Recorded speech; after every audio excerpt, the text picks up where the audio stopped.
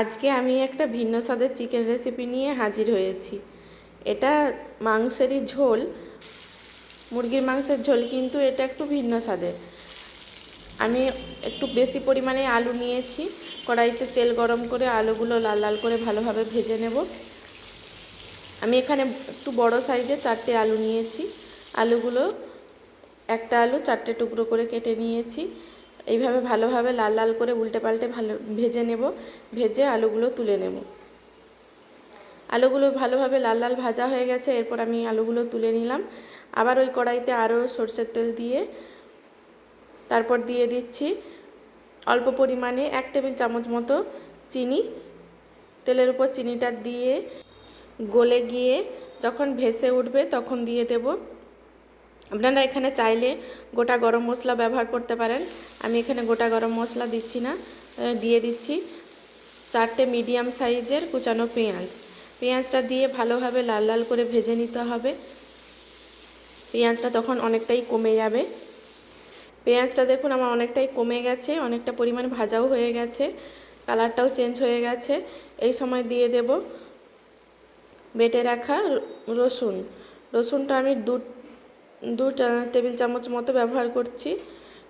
দিয়ে আবার ভালোভাবে কষিয়ে নেব। রসুনের কাঁচা গন্ধটা চলে যাওয়া পর্যন্ত আমি এটা ভালোভাবে 1 মিনিট 2 মিনিট মতো নাড়তে থাকবো। তারপরে দিয়ে দেব 2টো কাঁচা লঙ্কা। তারপরে দিয়ে দিচ্ছি টমেটো কুচি। আমি এখানে একটা টমেটো, মিডিয়াম সাইজের টমেটো নিয়েছি। টমেটোর উপর দিয়ে দিলাম পরিমাণ মতো লবণ। লবণটা দিয়ে দিলে টমেটোটা তাড়াতাড়ি গলে যাবে। তারপর আরও ভালোভাবে 2 মিনিট কষিয়ে নেব যাতে টমেটোটা ভালোভাবে গলে যায়। টমেটোটা গলে গেছে। এরপর দিয়ে দিলাম 2 টেবিল চামচ মতো আদা বাটা। আদা বাটাটা দিয়ে আবার ভালোভাবে কষিয়ে নিতে হবে। আদা বাটাটা কষানো হয়ে গেলে আমি দিয়ে দিচ্ছি পরিমাণ মতো হলুদ গুঁড়ো, লঙ্কার গুঁড়ো। আমি এখানে অল্প পরিমাণেই লঙ্কার গুঁড়োটা ব্যবহার করেছি। আপনারা আপনাদের স্বাদ অনুযায়ী ঝালটা কম বেশি দিয়ে দেবেন। এইভাবে মশলাটা আরও 2 মিনিট মতো ভালোভাবে কষিয়ে নেব। দেখুন মশলাটা ভালোভাবে প্রায় কষানো হয়ে গেছে, মশলা থেকে তেল ছাড়তে শুরু হয়েছে। এরপর আমি দিয়ে দিব ধনে গুঁড়ো, হাফ টিস্পুন মতো ধনে গুঁড়ো, হাফ টিস্পুন জিরে গুঁড়ো, দিয়ে দিচ্ছি অল্প পরিমাণে কাশ্মীরি রেড চিলি পাউডার। দিয়ে আবারও ভালোভাবে মশলাটা কষিয়ে নেব। আমি কিন্তু এখানে কোনো রকম জল ব্যবহার করিনি। এরপর আমি দিয়ে দেব অল্প পরিমাণে একটু জল। জলটা দিয়ে আবারও মশলাটা ভালোভাবে কষিয়ে নেব। দিয়ে দিলাম অল্প পরিমাণে জল। দিয়ে আবারও মশলাটা ভালোভাবে কষিয়ে নিয়ে তারপরে দিয়ে দেব ম্যারিনেট করে রাখা মাংসটা। ভালোভাবে মশলাটা আমার কষানো হয়ে গেছে। এরপর ম্যারিনেট করে রাখা মাংস দিয়ে দিচ্ছি। মাংসর মধ্যে আমি দিয়েছিলাম পরিমাণ মতো লবণ, হলুদ গুঁড়ো, অল্প পরিমাণে হলুদ গুঁড়ো আর সরষের তেল দিয়েছিলাম। আর দিয়েছিলাম 3 টেবিল চামচ মতো টক দই। টক দই এইসব দিয়ে ভালোভাবে মাংসটা ম্যারিনেট করে রেখেছিলাম প্রায় 1 ঘন্টা মতো। তারপরে মাংসটা আমি ওই মশলার মধ্যে দিয়ে আবারও ভালোভাবে ঢাকা দিয়ে কষিয়ে নেব। ঢাকা দিয়ে কষিয়ে নিলে মাংসটা 80% মতো সেদ্ধ হয়ে যায়। আর এর থেকে যে জলটা থাকে, মাংসের মধ্যে যে জলটা থাকে এক্সট্রা জল, সেটা কিন্তু ঢাকা দিয়ে দিলে অনায়াসে বেরিয়ে যায়। বেরিয়ে গেলে মাংসটা ভালোভাবে সেদ্ধ হয়ে যাবে আর মাংসটা এইভাবে অনবরত নাড়তে নাড়তে কষানো হয়ে যাবে। ভালোভাবে মাংসকে কষিয়ে নিতে হবে, নাহলে মাংস থেকে একটা গন্ধ আসে, ফ্লেভার আসে, ওই ফ্লেভারটা খুব একটা ভালো লাগে না। দেখুন এভাবে মাংসটা আমি ভালোভাবে কষিয়ে নিচ্ছি। ঢাকা দিয়েই কষিয়ে নেব। মাংসটা প্রায় কষানো হয়ে গেছে। দেখুন তেল ছাড়তে শুরু হয়েছে।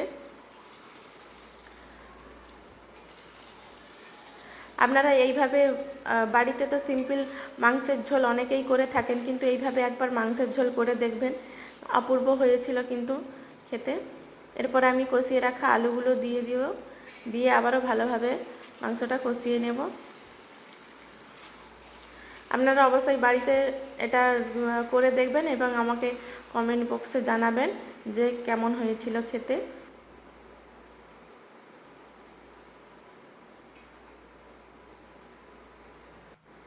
আমি এরপর আরও একটা জিনিস অ্যাড করব, এটা আপনারা চাইলে দিতেও পারেন, নাও দিতে পারেন, আপনাদের পছন্দ হলে দেবেন, না হলে নাও দিতে পারেন। আমি এখানে ব্যবহার করছি বাটার। বাটারটা আমার দিয়েছিলাম 1 চামচ মতো। এখন আমি কষানোর সময় কিছুটা দিলাম, তারপর দিয়ে দেব আবার নামানোর সময় যে পরিমাণটা আছে ওটা আমি নামানোর আগে দিয়ে দেব।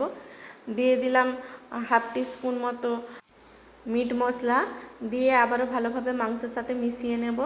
এদিকে আমার বাটারটাও গলে গেল আর মশলাটাও ভালোভাবে মেশানো হয়ে গেল। এরপর দিয়ে আমি কষানো মাংসের মধ্যে পরিমাণ মতো জল দিয়ে দেব। জল দিয়ে ভালোভাবে ফুটতে দেব। একটু মিডিয়াম আঁচে 8-10 মিনিট মতো ফুটিয়ে নেব। মাংসটা আমার ভালোভাবে ফুটে এসেছে, তখন আমি এই সময় দিয়ে দিচ্ছি 2টো চেরা কাঁচা লঙ্কা আর বেশ কিছুটা পরিমাণ ধনেপাতা কুচি দিয়ে ভালোভাবে আবার মাংসটা ফুটিয়ে নেব। মাংসটা প্রায় আমার হয়ে কমপ্লিট হয়ে এসেছে। এই সময় দিয়ে দিলাম গরম মশলার গুঁড়ো আর দিয়ে দিচ্ছি সেই বেঁচে থাকা বাটারটা, দিয়ে ভালোভাবে মিশিয়ে নিয়ে তারপর নামিয়ে নেব। নামিয়ে নিলেই রেডি হয়ে যাবে আজকের আমার ভিন্ন স্বাদের চিকেন রেসিপি, চিকেনের ঝোল। আমি ভালোভাবে একটু মিশিয়ে নেব, মিশিয়ে নিয়ে নামিয়ে নেব। আপনারা এইভাবে বাড়িতে একবার চিকেনের ঝোল করেই দেখুন না, দেখুন কেমন লাগে খেতে। এটা কিন্তু অসাধারণ হয়েছিল, একটু ভিন্ন স্বাদের। মাংসটা একদম আমার রেডি হয়ে গেছে, এরপর আমি নামিয়ে নেব। আপনারা এইভাবে বাড়িতে একবার বানিয়ে দেখুন কেমন হয়। আমার এই রেসিপিটি যদি আপনাদের ভালো লেগে থাকে, অবশ্যই আমার চ্যানেলটি যদি ইউটিউব থেকে দেখেন তাহলে সাবস্ক্রাইব করে নেবেন, এবং ফেসবুক থেকে দেখলে আমার পেজটি ফলো করে নেবেন। লাইক আর শেয়ার করতে ভুলবেন না। আমার কাছ থেকে যদি আপনারা আরও নিত্য নতুন রেসিপি পেতে চান তাহলে আমাকে কমেন্ট বক্সে অবশ্যই কমেন্ট করে জানাবেন। দেখা হচ্ছে আবার একটি নতুন রেসিপি নিয়ে।